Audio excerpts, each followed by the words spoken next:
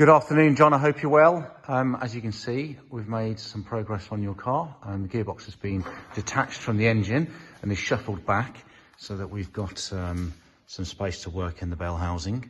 Before we go to the bell housing, I just want to show you this gearbox mount here. So, as well as the two engine mounts, side of the crankcase,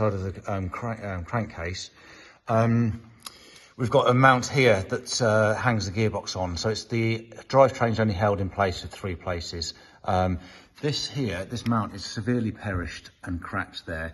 It's also extremely squidgy. The rubber's gone really bad there. So what we do is replace them with these mounts here. These are off the Scuderia, and it's got this metal diamond in it. It makes it really strong. This is a DIY. I can lend you the tool, and you can sort this out yourself.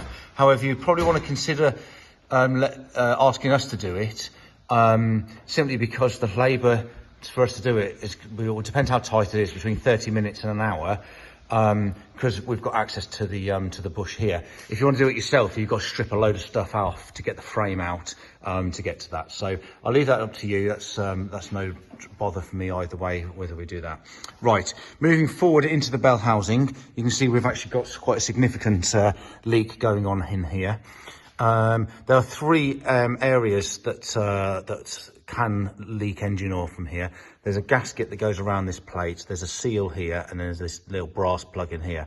We replace all three regardless, and it's leaking from around the seal here, but we're going to replace all three just because the cost of the parts is minimal versus the actual cost of time getting into here. Right, I just want to talk about the release bearing here.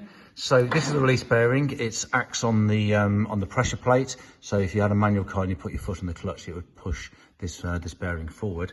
And this is starting to get a bit noisy. So you can hear it's starting to sound a little bit noisy there.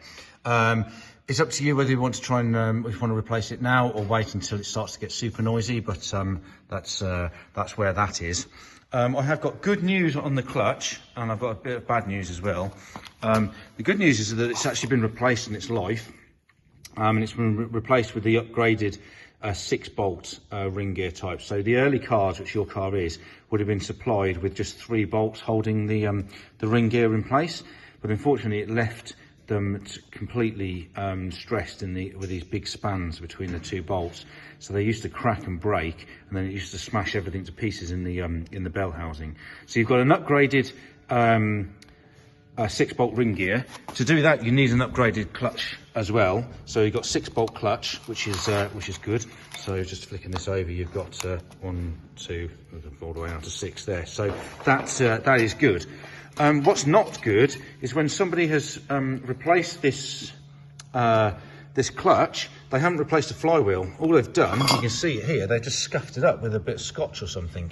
So I'm going to send you a video of the measuring of this, but this is dished for sure. And the way I can tell you that is because the clutch is only touching on the outside of the friction material. Here this is all brand new clutch. Here, this bit here, this bit's where it's contacting. You can see it here. It's all blue in this area here, and it's completely untouched. Or you can say untouched, but it's you can still see the scotch marks here. But you've got all blue and hot spots on the outer edge. And the same story on the other side. You can see here that it's wearing thin on the outer edge. So there are a few options with this, so maybe you'd like to give me a call and we can have a chat about what we'd like to do. In the meantime, I'm going to get cracking on sorting out this leak here. Okay, speak soon. Cheers.